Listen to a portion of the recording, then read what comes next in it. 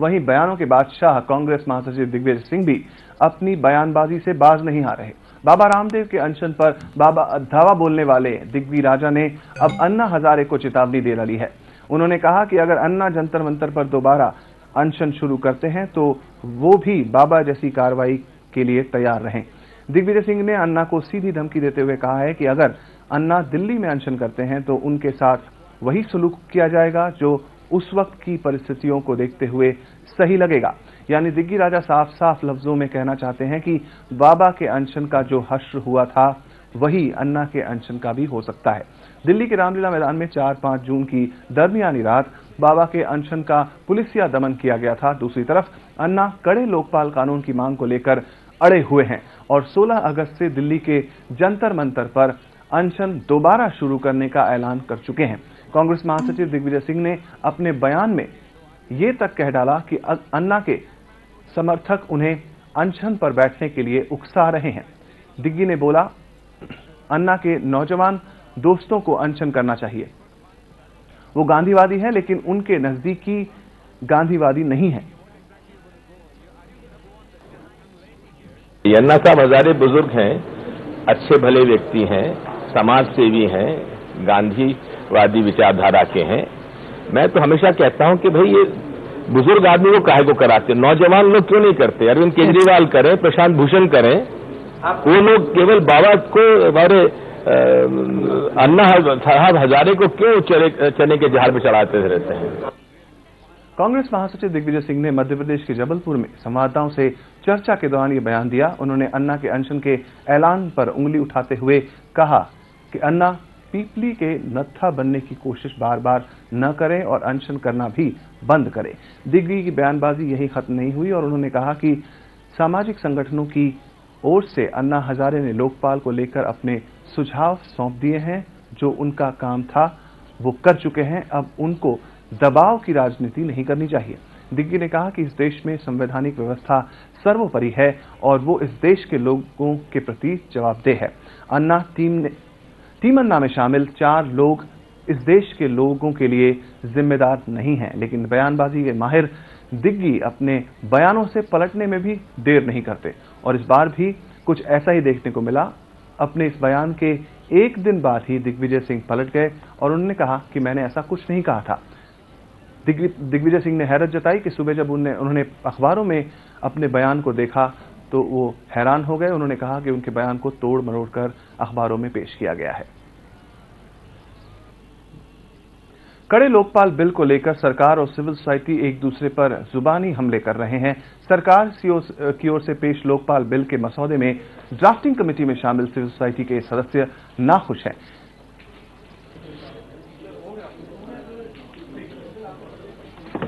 30 जुलाई से अन्ना हजारे लोकपाल बिल के समर्थन में देशव्यापी मुहिम चलाएंगे। इस मुहिम की अगुवाई कर रहे अन्ना हजारे दोबारा अनशन पर बैठने का ऐलान कर चुके हैं। अन्ना ने कहा कि इस बार का अनशन सरकार को सबक सिखाने के लिए होगा। अन्ना ने कहा कि उन्हें यकीन है कि वो जिस तरह का लोकपाल बिल लाना चाहते हैं वो जरूर बनेगा। अन्ना ने कहा कि जब तक एक मजबूत लोकपाल बिल नहीं बन जाता वो चैन से नहीं बैठेंगे। अन्ना की इस मुहिम में उन्हें सरकार की सहयोगी पार्टी डीएमके का समर्थन भी मिल रहा है। डीएमके भी प्रधानमंत्री को लोकपाल के दायरे में लाने के पक्ष में है। अन्ना के इस ऐलान के बाद योग गुरु बाबा रामदेव ने भी उन्हें पूरा समर्थन देने का ऐलान किया है। आपको बता दें कि मंगलवार को दिल्ली में हुई ड्राफ्टिंग कमेटी की 9वीं और आखिरी बैठक में भी सरकार और सिविल सोसाइटी के बीच कई मुद्दों पर सहमति नहीं बन सकी थी।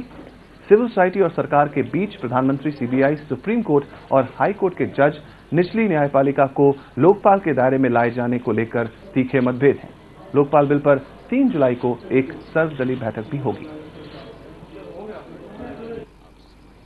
हम लोग समांतर सरकार की बात कहां कर रहे हैं? आपने इस देश के लिए इलेक्शन कमीशन नियुक्त किया है। इलेक्शन कमीशन, उसमें सरकार कुछ भी इंटरफेयर नहीं कर सकता, उसको स्वायत्तता दे दी गई। क्या उसको समांतर सरकार कहेंगे? वो तो सरकार ने वो पावर दिया है कि उसको अलग से रखना, सरकार ने इंटरफेयर नहीं करना। जैसे इन संस्था को स्वायत्तता दी गई है, ऐसे लोकपाल को स्वायत्तता देनी चाहिए। जन लोकपाल जो बिल आ रहा उसको सरकार ने स्वायत्तता देनी चाहिए, ये हम लोग मांग कर रहे हैं। समांतर सरकार की कहाँ बात है? आखिर लोकपाल को निकालने का पावर तो सरकार को है, जनता को है, वो समांतर सरकार कैसे हो सकती है? बस सोच में फर्क है। जिस स्वायत्तता की बात अन्ना हजारे कर रहे हैं उसे समांतर सरकार मानती है सरकार। अन्ना हजारे ने एक बार फिर कहा कि जब तक लोकपाल बिल पर सरकार हमारी सारी मांगे नहीं मान लेती तब तक ये लड़ाई जारी रहेगी। 16 तारीख जंतर मंतर फिर से एक आंदोलन, आजादी की दूसरी लड़ाई, वो हम तय किया। और हम तो अभी तय किया कि अभी फिर से ये लोग आ जाएंगे। जैसे हमें जंतर मंतर का अनशन हुआ, पूरी देश की जनता खड़ी हो गई और फिर कहने लगे, पहले तो मानने के लिए तैयार नहीं थे, सब बातें मान ली, क्योंकि समय को निकालना था, समय को निकालना था। ये धोखा जो लग रहा था सरकार को, वो धोखा से पार जाना था। इसलिए नोटिफिकेशन निकाला सरकार ने और हमें आश्वासन दिया और आज पलट गई, सरकार पलट गई। तो इसलिए जो रुका हुआ आंदोलन है हमारा जंतर मंतर का, वो फिर से 16 अगस्त फिर से ये आंदोलन शुरू होगा, सिर्फ समाज के भलाई के लिए, देश के भलाई के लिए। जब तक ये आप नहीं करेंगे, पूरे लोकपाल की बातें नहीं मानेंगे, तब तक अभी वापस नहीं, भले प्राण चला गया। तो अन्ना ने जिस तरह से 16 अगस्त की तारीख दोहराई है, वहीं सरकार की तरफ से भी 2 तारीखें आ गई। क्या ये सरकार की तरफ से बचाव का कोई रास्ता है? अगर है तो अन्ना भी इस बार अड़े हुए हैं कि वो इस बार आमरण अनशन करके ही मानेंगे।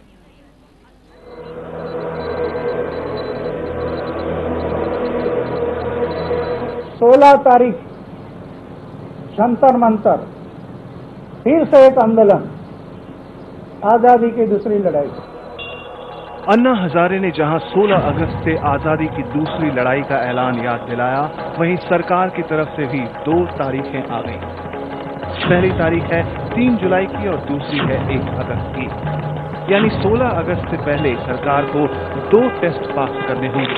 सरकार की पहली परीक्षा 3 जुलाई को ही हो जाएगी, जब लोकपाल के मसले पर सर्वदलीय बैठक होगी। लेकिन इस बैठक का हश्र क्या होगा, ये समझना भी मुश्किल नहीं है। आज महिला आरक्षण बिल पर तो सहमति बनी नहीं, तो 3 जुलाई को इससे भी ज्यादा पेचीदे मसले पर एक राय बन जाए लगता नहीं है। यही नहीं, जब लोकपाल बिल की राह में रोड़ा बने 6 मुद्दों पर यूपीए में ही मतभेद है, तो दलों में तकरार का अंदाजा आसानी से लगाया जा सकता है। एक लोकपाल बिल के 2-2 प्रारूपों का अध्ययन और उस पर सहमति सिर्फ एक बैठक में तो बनने से रही। आखिरकार होगा वही जो सरकार ने संयुक्त मसौदा कमेटी की 9 बैठकों के बाद किया। लोकपाल बिल मसौदे के दोनों प्रारूप कैबिनेट के सामने रखे जाएंगे और फिर वही होगा जो बिल के 1 अगस्त के बाद संसद में जाने से पहले सरकार कर सकती है। अन्ना के अनशन पार्ट 2 से पहले यहां होगा सरकार का दूसरा इम्तिहान। ऐसे में सरकार और सिविल सोसाइटी दोनों ने विपक्ष को याद किया है।